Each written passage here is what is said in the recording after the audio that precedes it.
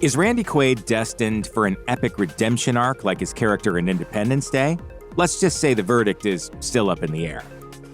If you're familiar with modern-day Randy Quaid's antics, it can be easy to forget that he was a genuinely talented actor back in the early days of his movie career. His first few roles were in classics like The Last Picture Show, Paper Moon, and The Last Detail, the latter of which earned him the only Oscar nomination of his career. Later on, Quaid became best known as Cousin Eddie in the Vacation series. The movie's success led to the abysmal Christmas Vacation 2, Cousin Eddie's Island Adventure, which bumped him up from side character to leading man with disastrous results. He had a couple of high-profile roles in the 90s, namely Kingpin and Independence Day, but Quaid's career was all but over before the end of the following decade. Rather than being the result of poor role choices, Quaid's personal life was what caused the end of his career. Randy Quaid's younger brother is fellow actor Dennis Quaid. The two played brothers on screen in The Long Riders in 1980, which was one of Dennis Quaid's first substantial film roles. Aside from some stage work and a TV project that wasn't picked up, the two never acted together again. Dennis slowly rose to become the bigger star, while Randy's career took a nosedive. Dennis hasn't been completely without controversy. He had a stint in rehab to deal with cocaine addiction, but he never went off the deep end like his brother and managed to maintain a reasonable public image.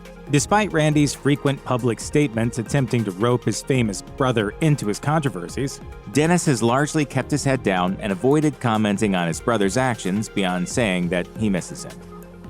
In 2006, Randy Quaid sued Focus Features over the movie Brokeback Mountain, in which he played a supporting role. Quaid claimed that he was lied to, both about the film's budget and its expected earning potential at the box office, and felt misled when it ended up becoming an Oscar winner and grossing over $178 million worldwide. Quaid's goal with the lawsuit was to get an additional $10 million or more out of the studio on top of the pay he had already received. Unsurprisingly, the producers and studio fought back, considering the lawsuit nonsensical. Quaid eventually dropped the suit without settlement.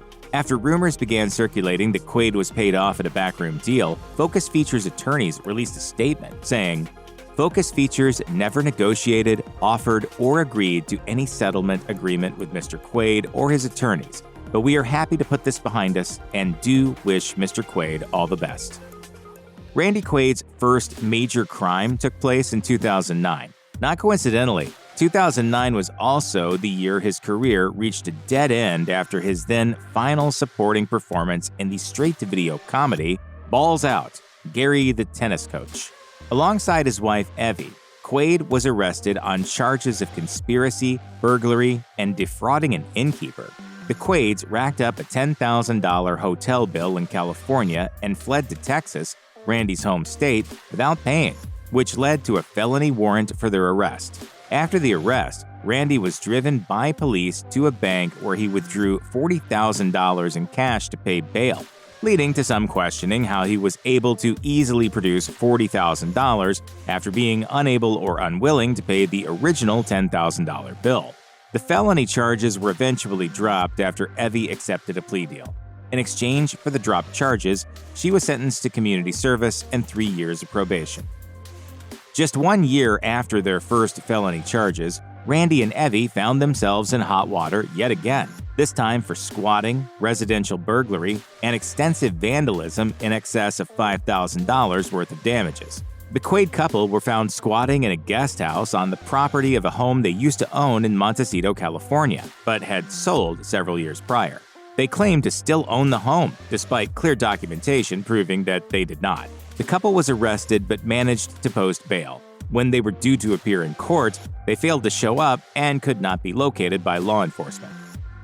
When the Quaids skipped out on their mandated court appearance for their felony charges, they went on the run and crossed the border into Canada, where they remained for about 5 years. Extradition efforts were set in motion to send the Quaids back to California to face their charges, but they managed to evade responsibility by claiming to be asylum seekers.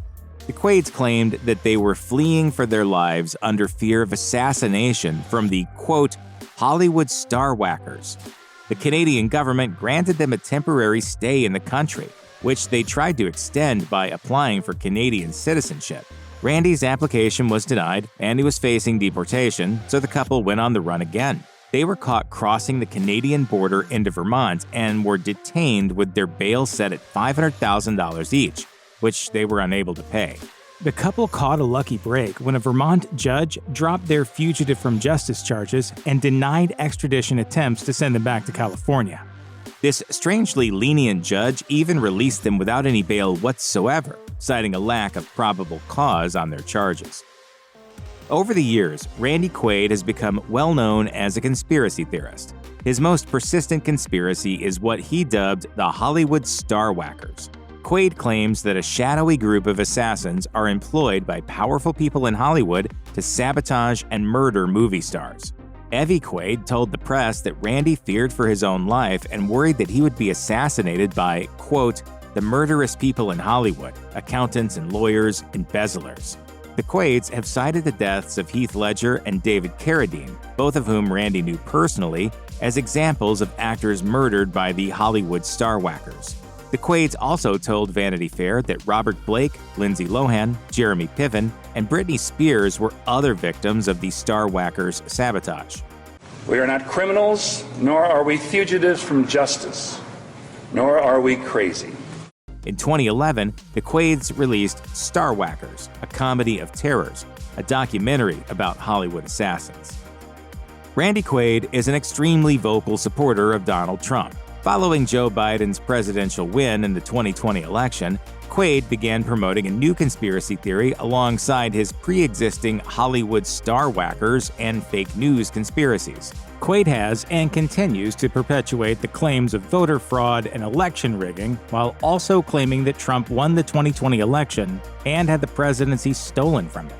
Donald Trump was more than welcoming of his support and has interacted extensively with Quaid over Twitter. Trump even retweeted and quote-tweeted multiple messages and videos of Quaid incoherently shouting election misinformation while putting on strange fake voices.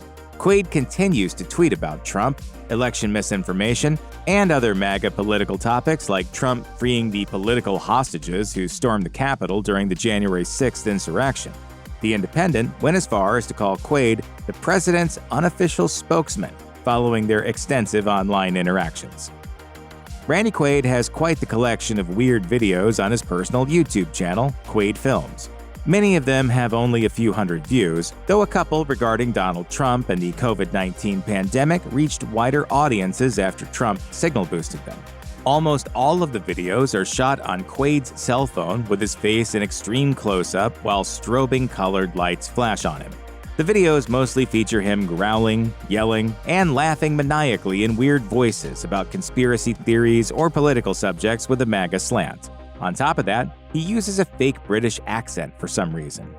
Quaid's ramblings are often completely incoherent in the videos, many of which are anti-journalism and promoting fake news talking points. Many are vaguely threatening and ominous in nature. His last video on the channel was posted in October 2020 and was about the COVID-19 pandemic. In one bizarre and frankly disturbing video, Randy and Evie acted out a sex act on camera while incorporating a paper mask of Rupert Murdoch, the billionaire chairman and CEO of News Corporation.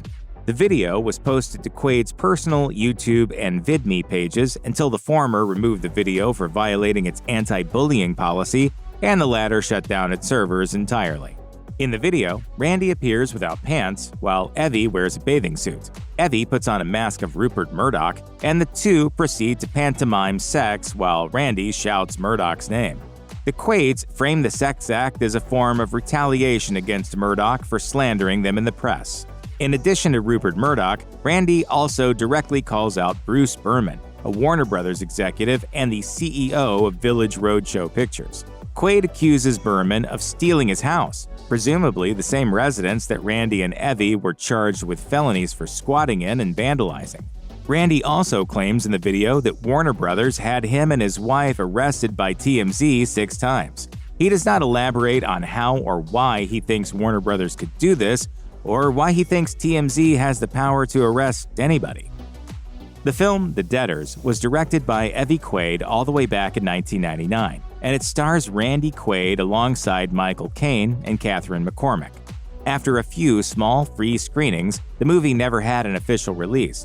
And even though the budget was over $13 million, the box office return was a non-existent $0. Randy and Evie were alone in wanting to release the movie, as the reactions to the handful of screenings that took place were so disastrous that everyone else involved vowed to shelve the film entirely. The behind-the-scenes squabble over releasing the film even led to a court mandate that legally prohibited the Quaids from showing the film.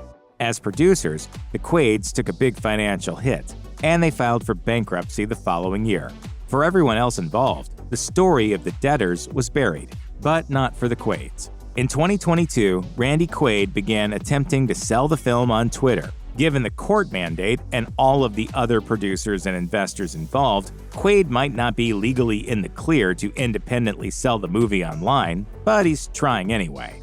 Quaid has made The Debtors available to purchase for $5 through Cast, which is primarily a live streaming service and is in no way a professional platform to distribute a feature film on. The $5 charge only gives the viewer access to the movie for 1 hour, which means each person attempting to watch the entire movie would need to purchase it twice. In 2021, Randy Quaid announced on X, "I'm seriously considering running for governor." The state of his campaign would have been California, and the timing of his announcement coincided with the attempted recall election of Governor Gavin Newsom. The recall effort ended up failing, and Newsom remained the governor. Even though he didn't officially run, the tease made it clear that Quaid might pursue political office for real at some point in the future and offered a peek at his personal political agenda. Quaid made it clear that his mission statement if he were elected as governor would be to, quote, "clean up the district attorney offices throughout the state." He specifically called out corruption in the Santa Barbara DA's office, which is the particular DA's office that pursued felony charges against Quaid in relation to his crimes years earlier. Quaid's aspirations to run for any political office in California are especially questionable and far-fetched, given that he is still wanted in the state. A lenient Vermont judge denied his extradition back to California to answer for his felony charges, but if he were to ever step foot back in California, he would be arrested on those standing charges. As ABC News reported back in 2015, the Santa Barbara DA made it clear that they planned to arrest Randy and Evie Quaid if they ever left the state of Vermont. For many years, Randy Quaid's final screen performance was in the straight-to-video movie Balls Out, Gary the Tennis Coach in 2009. After nearly a decade away from acting, Quaid returned with a role in the 2018 movie All You Can Eat, also known as Wait. The low-budget movie was screened at a couple of film festivals before being dumped straight to video and VOD. Eat fruit, not cake. Rather than being any sort of grand return to acting, the movie was forgotten as soon as it arrived. Quaid hasn't acted in anything else in the 5 years since, and he does not have any projects announced for the foreseeable future. Given that his reputation is so thoroughly tarnished these days, and the fact that the felony warrant on him and his wife remains outstanding in California, his options for returning to a career as an actor are quite limited. His bizarre suspicions that Hollywood assassins are out to kill him might preclude him from wanting to return to the Los Angeles film business anyway. His X profile currently reads that he is between pictures, implying that he does intend to continue acting, but he would need to find people willing to work with him first. If you or anyone you know needs help with addiction issues, help is available. Visit the Substance Abuse and Mental Health Services Administration website or contact SAMHSA's National Helpline at 1-800-662-HELP, 1-800-662-4357.